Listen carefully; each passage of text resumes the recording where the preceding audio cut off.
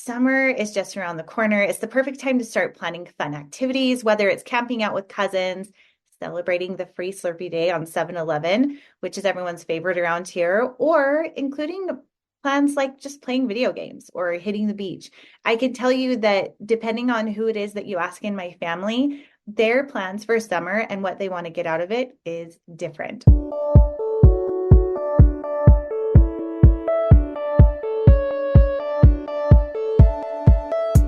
So you want to make an impact. You're thinking about starting a business, sharing your voice. How do women do it that handle motherhood, family, and still chase after those dreams? Well, listen each week as we dive into the stories of women who know. This is Call Me CEO.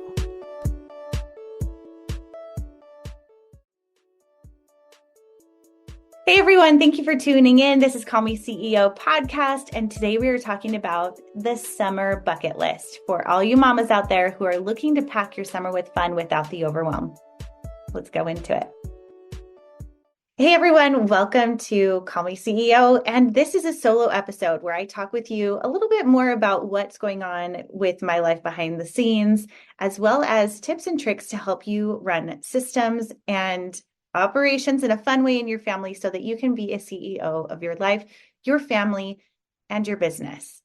Now, today's episode is about creating a summer bucket list as a family. This is one of my absolute favorite topics. I've been doing this for many years. My oldest is 16, and I don't think there's a summer that's gone by that I haven't created a family bucket list with him. I am one of those people that I feel like manifestation is real, even when it comes to your summertime planning. There is effort that needs to go into what you want to do, what you plan to do, so that when it's time, you don't look back and think, gosh, I really wanted to go to the beach more and swim with my family. Why didn't we do that more? Why isn't this happening? I think this applies to family vacations as well, like really identifying how you want to feel. What do you want to do? What do you want to look back and say, gosh, I'm really glad we did this? And of course, leaving room for the unpredictable, the lazy time, the space in between to allow your kids to be creative and not be so structured. So I'm all about balance. And if you have heard me talk about the CEO group coaching, that's what it is all about, is finding the balance that is right for you in the season of life that you're in. And that's a discussion my sister and I just had last week, which meant that we decided to push the start of CEO to August. So if you were planning to join with us in June, I had some of you reaching out, asking about more information about that. We decided to push it off a little bit to August, but we are doing pre-registration. So if you go to sheo.co, you can sign up, as well as you can message me at Call Me CEO podcast or CamilleWalker.co on Instagram. Anyway, today, summer is just around the corner. It's the perfect time to start planning fun activities, whether it's camping out with cousins, celebrating the free Slurpee Day on 7-Eleven, which is everyone's favorite around here, or including plans like just playing video games or hitting the beach. I can tell you that depending on who it is that you ask in my family, their plans for summer and what they want to get out of it is different. Also, keep in tune that next week, I'm going to be talking about how to incorporate a summer to-do chore list. So stay tuned for that. Now, why planning the bucket list is essential is one thing. After I write and create a bucket list, I really want it to be something that is a part of all of our plan, that it's in a place where everyone can see it, that everyone contributes to it. And with summer flying by so quickly, it really can go and you're thinking, gosh, what happened? Especially now in my family that we have 2 teenagers that have multiple summer camps. I feel like it's going to be a very different summer than it has in the past, because I'm not going to have all my kids together with me at all the time, which can be a benefit and a little bit sad too. I think it's a really great way to focus in on your other children that are home at the time and incorporating that into your plan as well. Now, I also think that this helps to build anticipation and excitement. Creating a list together really gives something for everyone to look forward to, and ensuring inclusivity. Now, regardless of what ages of your kids, I feel like it really gives them a sense of autonomy and being a part of it and really being listened to when everyone's preferences are considered. and that it strengthens the bonds of the family and ensures that everyone is heard. Now, for the family gathering, this can be as formal or as informal as you want. I did mine just last Sunday when it was a little bit quieter. Everyone was home, and I put together a list. And this is what's really funny is my youngest really wanted to write on my official paper calendar that I hang up on the wall. And I said, you can, but only after you've written out it on a list, because I've made the mistake before of writing something down and then thinking it can fit in a certain place in the summer and having to scratch it off. And I'm weird. I like it to be pretty. Okay. And so I had everyone sit down, and some people are in the kitchen, some people were in the living room. So it wasn't like this like very formal meeting, but I just said, okay, it's time to make the summer bucket list. And we have done this so much that they know what's happening. So sometimes if you really feel like you want to go above and beyond, you can include some snacks or turn on some fun music or whatever. For us, it was pretty simple. I just had the markers out. They saw what I was doing, and I made a list, and we went around one by one in 3 rounds to come up with 3 activities that they wanted to do. This could be campouts, beach trips, movie marathons, or even simple pleasures like a backyard picnic. One of the things that my son really wants to do this summer is to have a scout camp. And that's something that back in the day, my older son had done. He'd been a part of the Boy Scouts, but now our accessibility to Boy Scouts is limited. And so we are having our own Boy Scout Walker summer camp. And what's really fun about this is that we're dividing up the responsibilities of what is included in that camp. So, for example, my youngest is going to teach us about insects and insect bites. He's really fascinated with that piece of nature, insects. He knows a lot more about it than I do. He's going to be teaching us about that. My husband's going to be doing carving, which when you teach little kids carving first with a pocket knife, you start out with a bar of soap. This is something I've done because I've done Boy Scouts more than twice. But he's going to be doing the carving and the fishing. My daughter is going to be doing a camp out snack, like a fireplace camp out snack. And my oldest son is going to be teaching us about tying knots. And then my younger son is going to be doing bow and arrows. And so we have this whole list, and everyone's in charge of at least 1 to 2 things. And we're doing this Walker Scout camp. And my kids are so excited. It was their idea. I would have not have even thought of that had I, come up with it on my own. And maybe even if I had, I don't know that they would have been as invested, because it was their idea that they wanted to do this because they felt they really missed out of not being a part of Boy Scouts, where we had done that for my older son. So that's an idea that we're doing for us, but also, like I said, simple pleasures. It could be as simple as my daughter really loves to go do soda runs. So she says, I want to go get some soda. That is like one of her bucket list things. And so you also want to incorporate traditions and new ideas. It could be new and exciting things to keep it fresh, like our Walker camp. We've never done that before.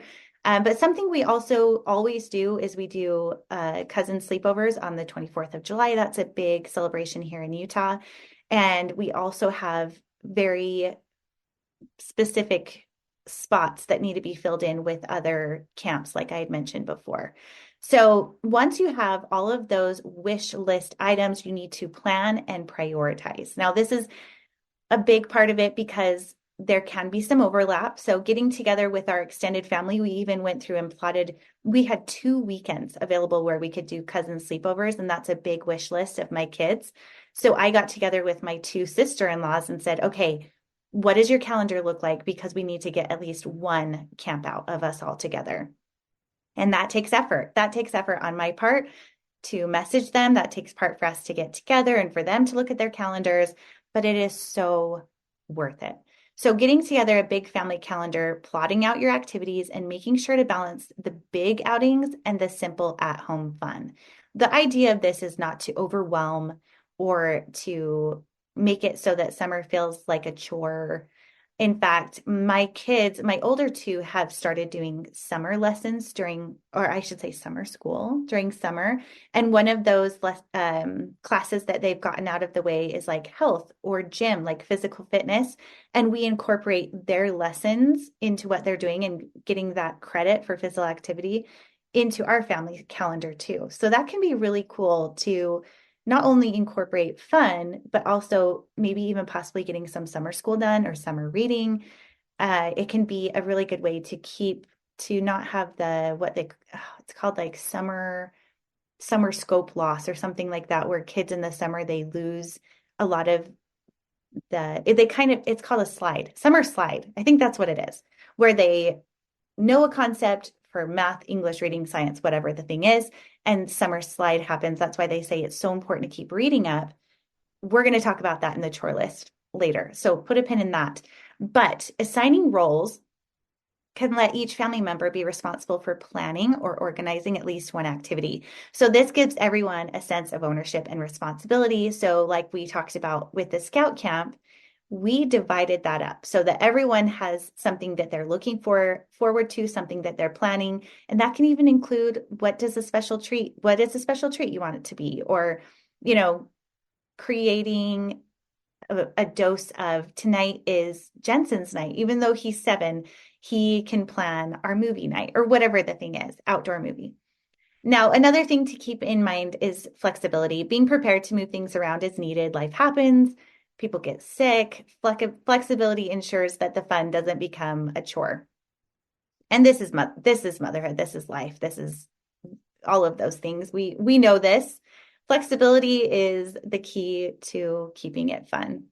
Now, incorporating a chore list. This is a little sneak peek for next week. Next week, we're going to dive into creating a summer chore list that balances fun and responsibility. And I will say, I typically will give my kids the first week of summer to be completely lazy. There's no schedule, there's no menu. People are coming and sleeping and going about their day however they choose. However, after that first week, that is when I start to incorporate a chore list. And chores can be incorporated without being overwhelming. And I think it actually helps if you can turn those chores into a game or competition. You don't have to. Honestly, for us, it's mainly about getting those basic things done every day so that they have a sense of accomplishment and they are spending time outside or reading a book or doing things that really help to improve their state of mind and their day before moving on to screens or friends or whatever it is. Now, my final tips and encouragement for the summer bucket list is to keep it visible. Have it hanging somewhere where everyone can see. For us, we have a mudroom that attaches the garage into our kitchen living space area. And it's really fun to have it there because we can look at the list and even check off the items as we have them coming up. Also, to celebrate each activity, make sure to celebrate and completing each activity, maybe with a special treat or a photo, making a summer scrapbook to show the completion of the things that you did. I love, love, love, love chatbooks. I interviewed the creator of chatbooks here, and my code is still active. I'm going to put it in the link in the description below. But what I love about chatbooks is that you can very easily in your app on your phone select all of your favorite images for the month, and you will automatically have a monthly photo book sent to you. And it is the easiest, the best way to scrapbook, and my kids absolutely love looking through those photo books. Now, my last point here is to encourage you to cherish these moments and these memories. I think that it's not so much, I heard this in a conference I went to this last week, and I absolutely loved this sentiment. It's not always about creating the memories, because I know that I live in that. I live and breathe in creating those memories. How do we create those memories? But at the very core of the importance of creating those memories is to build those relationships. And gosh, more than ever, especially with having teenagers now, I look at all of those memories and moments that I have in my heart that my kids do not remember, that I spent so much time and effort putting into, they don't remember it. I do. And I have the pictures and I can show them, and I love that. But what it did do is it built a foundation of trust between me and my children and their understanding of my love for them and the way that they felt. So that as they get older and as the bigger kids have the bigger problems, they know that you are a safe place to go and that they feel connected to you, and they have these wonderful summer memories, amongst others, that build that foundation. So just to recap on this, the importance of planning, the importance of gathering, and bringing it all together really helps your kids to be a part of the action. Now, I want to invite you all to create a summer bucket list and share your ideas with me on social media with the hashtag Family Summer Bucket List. And you can tag me at Call Me CEO Podcast or at CamilleWalker.co. I see both. So you can tag me either one. And as a bonus, I actually have a free summer bucket list chart for you to use in the link in the description below. It is from my website, mymommystyle.com. And if you have younger children that you need printables for, activities for, fun recipes to try in the summer, I have over 13 years of activities, recipes, and educational things for you to use from my website. One thing to keep an eye out for there as well is a summer reading bucket list that is a really fun and popular one that we've had on the website for years. So make sure that you check that out and stay tuned for next week's episode on the summer chore chart. I hope you have a great week. Make sure that you are subscribed. Please share this with a friend. And anytime you can write a rating or a review, it means the world to me. Any subscription, it means the world for me. Thank you for showing up and for being here. We'll see you on Thursday. Hey CEOs, thank you so much for spending your time with me. If you found this episode inspiring or helpful, please let me know in a comment and a 5-star review. You could have the chance of being a featured review on an upcoming episode. Continue the conversation on Instagram at Call Me CEO Podcast. And remember, you are the boss.